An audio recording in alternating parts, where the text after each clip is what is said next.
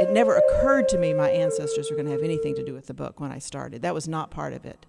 Now, it's true that 25 years ago, my mother had put together the family history. So I have huge amounts of information about my family, and I was aware of that information.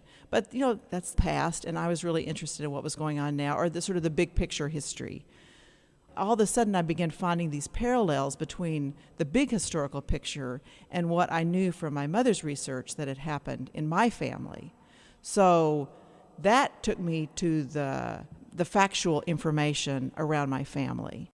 But that is not really the story that's in the book now, because a woman asked, so what would your ancestors have to say to help you understand what I was dealing with at the moment, which was feeling a huge amount of despair at the injustices that had happened, in our nation and in my family, and knowing that I didn't want to stay in that despair. I wanted to move to joy. So she asked very simply, what would your ancestors tell you about that movement from despair to joy? And I'm thinking, well, how would I know? They're dead. I have no idea. But, one of the things I have really been willing to do is to do what makes absolutely no sense when I feel guided to do it, which has been a big learning place, because I really prefer to understand why and to be moving in a place that makes sense to me.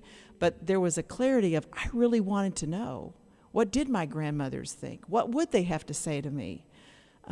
So I decided, well, I'll read everything my mother had written about the genealogy, and I pulled out a few things I had about my grandmothers and looked at some pictures, and then I just sort of sat and had that prayerful listening and trying to get out of my head and down into my belly, and I went to the computer to see what they would have to say. And I was shocked that their story came forth, and often they didn't say what I thought they were going to say. I really, I wanted them to be more enlightened perhaps than their husbands had been, and they didn't really want to do this, but they did. I had my story of what I wanted. But they took it in places and ways that I just never expected.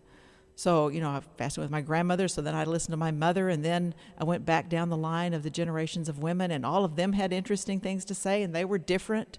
So that was never going to be a part of it, and then all of a sudden, there they were.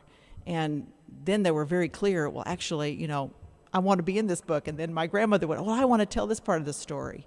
So I just decided I would listen to them, and that's how they came in.